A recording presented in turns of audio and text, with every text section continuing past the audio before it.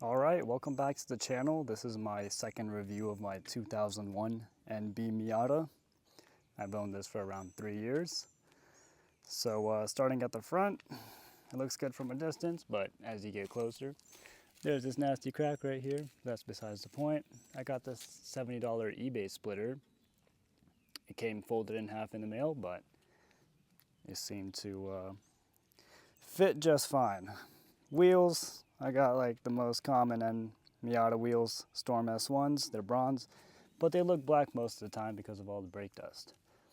Really wish I would have gotten silver ones, but we'll get those at some point. Those wheels are wrapped in Advin, Yokohama, Fleva V701. We got 205s all around. The only difference is over here in the front, they're 205/50, and I got 205/55 in the back to try to get that fitment a little bit better. Moving on to the rear, dual muffler, dual tips make it look that much better. I stole the swing off of a Mazda Speed, and I grinded the bolts out because I didn't want to make holes in my trunk. I used double-sided tape, 2 layers of it where necessary, and after basically 3 years and going about as fast as this thing can go, rain, winter, getting cooked in the sun, it's still on. I have some mud flaps in the back. I think those look good. I have the front ones, but I never put them on. I just feel like it's another place for leaves and stuff to get stuck and cause rust, which is pretty common on these. Let's check out the trunk. Got a volleyball in there. Got plenty of space, especially if you remove the spare wheel. I just have a bunch of blankets over there just to make this cover lay a little bit more flat. We got the battery back here. Here's the battery cover. There's supposed to be a jack here, but that's not there anymore. Luckily, I still have this little cover though. There's the battery back there. Over here, you have a little compartment, perfect for storing oil and your little toolkit, some batteries and water, whatnot. Gas cap, soft top. Here's a mirror. That's because I purchased the #1 enemy of the Miata. I got an F-150 and friendly fire, you know. Backed up into it. Totally forgot my truck existed. Oh, getting in, and I got slides on. I wanted to make sure I grabbed my Vans. Those are my driving shoes. And as I moved some cars out the way, totally forgot to switch my shoes, so we're in slides for this one.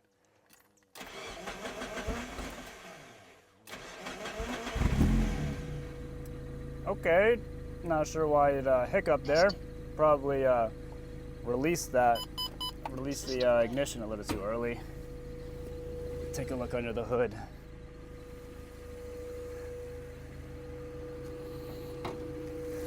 Under the hood, we have a stock 1.8, pushing a total of 140 horsepower. I like to think it's closer to 150 because of this cold air intake and the full exhaust. Racing beat headers, racing beat dual muffler. Not exactly sure what's going on in the middle, but that's aftermarket as well. This is a Beji cold air intake with the K&N filter on it. Super Miata radiator. This is from the first deer that this car hit. The second deer only took out this and messed up, you know, the fender and the hood a little bit. But yeah, this car's been in 3 fender benders in its life. First a baby deer, then a really big deer over here, and then my truck right there. Make sure this dipstick is all the way down. All right, let's give it a little rev. I don't want to make too much noise. This is a pretty quiet area and there's houses nearby. Don't want to bother anybody. All right, getting inside. If you have the windows rolled down, it makes it a lot easier to close the door. Let's put this top down, shall we? So, 3-step process, I guess. Undo these latches. And then you grab onto this and you carefully just put it like that. Got this wind deflector here. Doubt it does anything, but it's there. Let's put our seat belt on. Let's talk about my seat. I don't know much about it. It's a racing seat, aftermarket. It has a slider. It goes forward and back. These cushions remove, so if you want to sit lower, you can. It won't be very comfortable. Barely fits with the door, but it fits. It's pretty tight over here. It has an aftermarket radio. This thing's very nice. It looks pretty good. Can't really tell it's aftermarket unless you really know.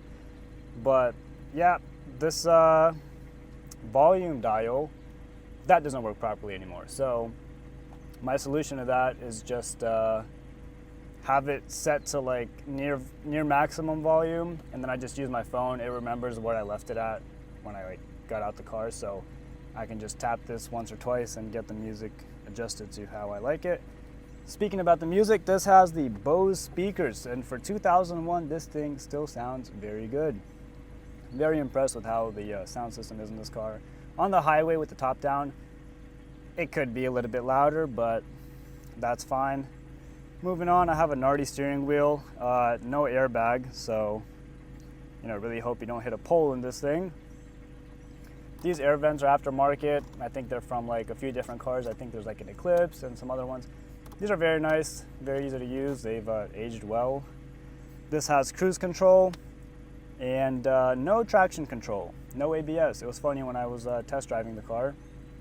I asked the owner, I'm like, all right, so where's the traction control button? Because I knew on the NCs it's somewhere on the left over here. And he was like, he looks at me and he's like, there is no traction control or ABS. And I was kind of surprised to hear that, but anyways, car's still here.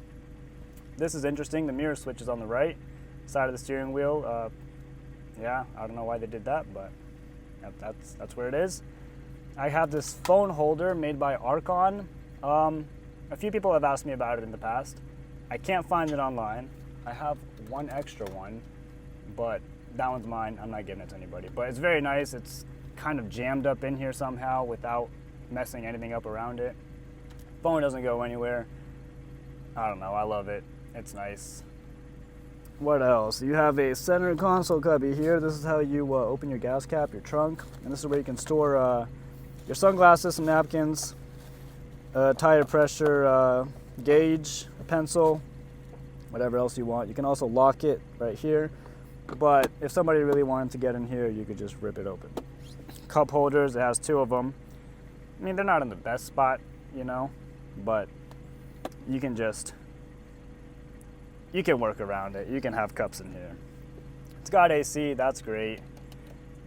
On a, 24-year-old car, perfectly running AC, and it has 136,000 miles, so probably have to replace that soon. One thing about the interior, it doesn't age very well. Like the door panels and the seats, as you can see, this seat is pretty cracked up. Somehow there's not a tear in the bottom of it, but yeah, the sides right here, people usually use this to push off, even though I try to tell them as much as possible to use the side of the car. They still use, the bolster of the seat.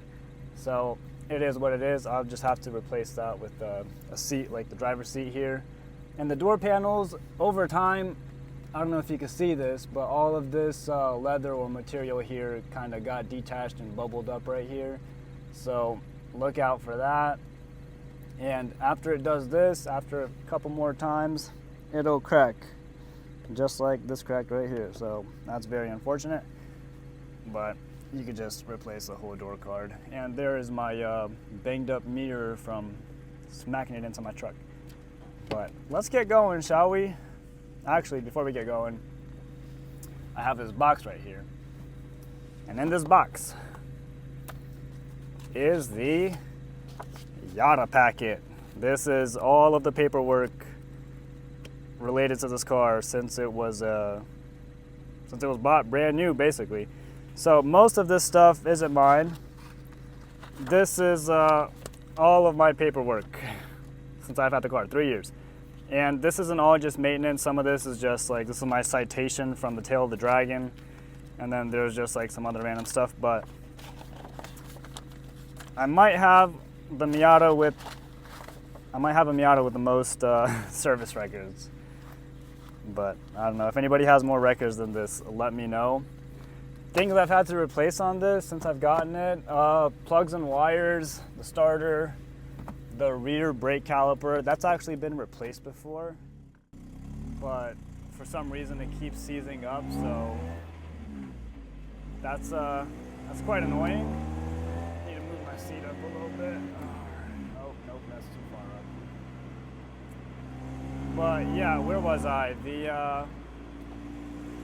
The starter, the plugs and wires, and the timing belt, and basically every single oil seal on the engine, including the rear main seal. That was quite expensive, but you know, I did it. It hasn't leaked oil since. Ever since then, it just burns oil. So I just know after a few times of ripping it pretty hard, top it off. And whenever I'm at Lowe's, this might be like a little hack right here. I hope it doesn't bite me in the butt, but sometimes at Lowe's they'll have oil, quart of oil for $7, $8, which is a steal compared to it being, you know, 11, 12 at the auto parts store. So whenever I see that, I'll grab a couple. But driving it, man, it's nice. One thing to note, this is on aftermarket suspension, so this has the Koni Stage 2 suspension kit. I'll try to put a photo of it on the screen, but basically it has adjustable shocks and sway bars. Makes it stiffer, makes it ride nice. And this was installed probably like 10 years ago, and it's still good. The shocks haven't gotten blown out yet. And this car is light. It's like 2,000 pounds. And I never really understood weight in a car. I've always been in, you know, four-door sedans and trucks. And I never really like got, you know, oh, you feel like the car's heavy. When I drove this, I understand what a light car is. How you can just toss this thing, going high speeds, slow speeds, even with no traction or ABS. You have some decent tires on this. Even with bad tires, I mean, 2,000 pounds, it's gonna turn, you know. Now, you know, obviously if you push it, it's not gonna turn, but it's literally like a go-kart.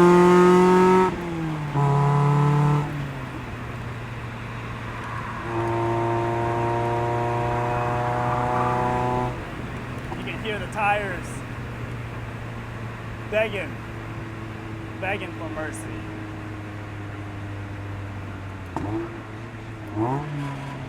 A little heel toe in the slides. This also has the LSD. It's a little unpredictable.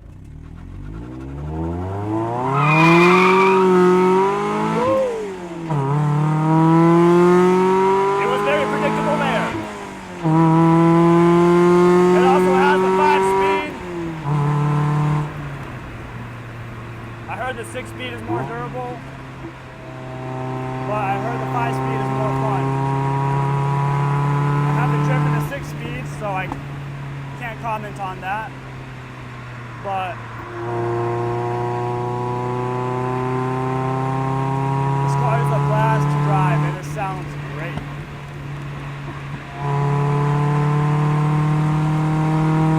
Foot to the floor.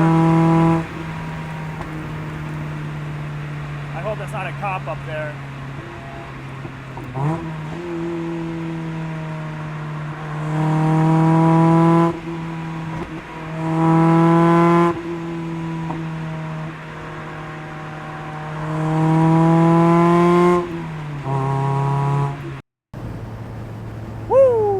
Yeah, this car handles beautifully. If you've never driven a 2,000 pound car, you probably should. And you probably shouldn't just drive it, you should probably buy one. Because man, they are so much fun.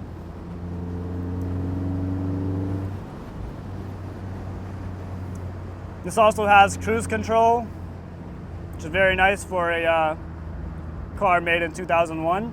Especially like a, you know, coupe sports car like this.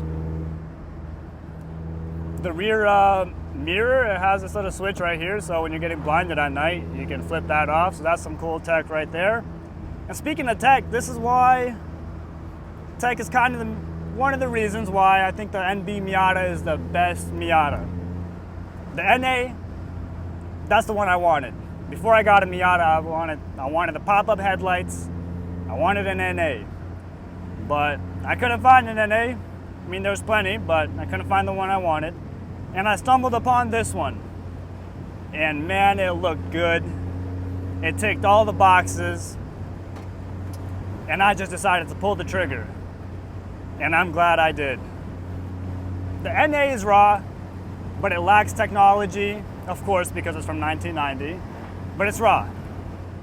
This is raw, but it has a little bit of technology.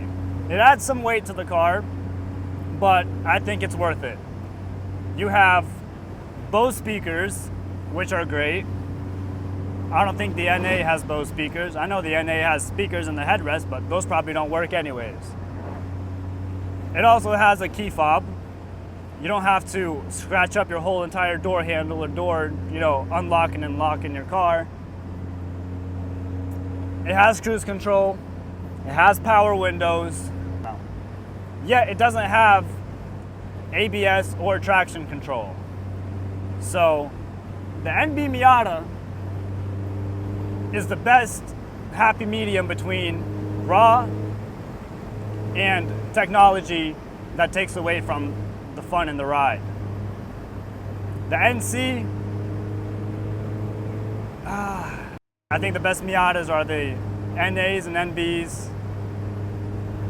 Man, who am I kidding? All the Miatas are pretty good. They all use the same formula. Coupe, rear wheel drive, convertible, lightweight. It's pretty hard to mess that up. If you make something that fits that criteria and it isn't fun, you're doing something wrong for sure. But yeah, I dailied this thing for 2 years. Well, 2.5, more like 2.5 years. And then I bought a F-150. I bought a 2021 F-150. So I have two cars that are 20 years apart. And I didn't think much of it when I bought it. I thought it was a great idea. I have a Miata, which is completely the opposite of the truck. The truck can go everywhere the Miata can, but it can't do what the Miata can. It just can't do the same thing. It's like twice the weight, more than twice. So, yeah, and I was pretty happy with it. But I wasn't aware that Miata owners hated trucks. At least, I knew about it. I knew the idea. Big trucks scary. They don't see you. Whatever. I keep my eyes open when I'm driving. But I posted on Reddit a picture of my truck and my Miata next to it, and I was expecting, nice combo. Some nice words. But no, not everybody, but like 99% of the people on Reddit, in the Miata subreddit, I'm pretty sure they're from the UK, because they started calling my truck the pedestrian killer, the Miata killer, and mall crawler, they were just roasting my truck. And at first I thought they were joking, but it turns out they weren't.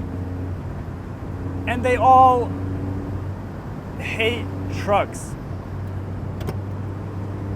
The only reasonable truck in that subreddit would be like a Tacoma that's like, I don't even know. But I was very surprised. I didn't know that Miata owners, had trucks on their mind like that. While driving it, I've had like one close incident, and that was like gonna be my fault because I wanted to be the first at the light to turn because I didn't want to have any traffic in front of me, so I slammed on my brakes, and I didn't realize that there was like this U-Haul behind me that was also trying to make the same turn, and he had to slam on his brakes. And whenever I slam on my brakes in this car, the second place I look after looking at the road in front of me, obviously, is my rear view.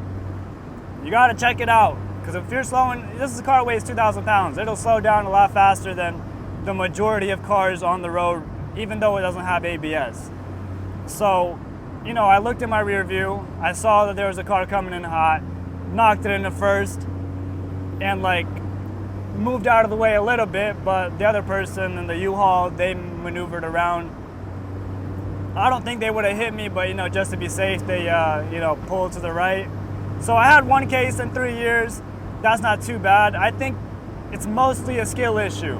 I think Miata owners need to drive assuming that people can't see you, because most of the time they really can't. Like, you know, it's a big truck, big vehicle.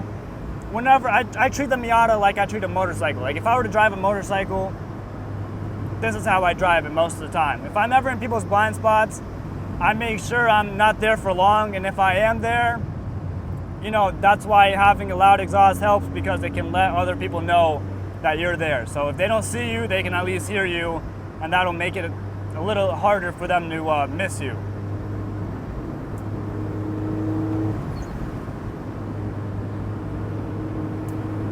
But speaking about the Miata community, apart from them hating trucks, they are very helpful. I learned a lot about my car and about how cars work from the Miata community. There's plenty of Facebook pages or Facebook groups with members. There's you know, there's groups for the NA, there's groups for the NB, there's, you know, groups for everything. And if you ever have an issue or a question, you can just send it in there, and you'd be surprised at how many people chime in to give you some feedback and try to help you out, which I was very impressed with. You know, I wasn't in the Facebook group prior to that, so this Miata was a nice introduction to the car community and how people like to help each other out.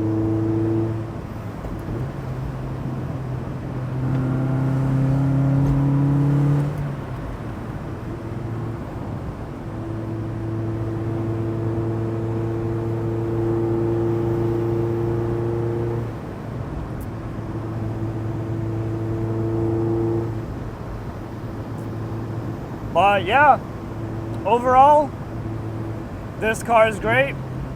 Do not regret buying it at all. Highly recommend anybody that wants a Miata, buy it. You can daily it, but you know, eventually you get tired of it. It's not the most convenient thing in the world. But for a fun car, it's great.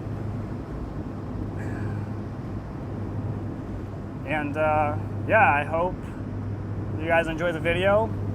Please like and subscribe, and I'll catch y'all next time. Peace.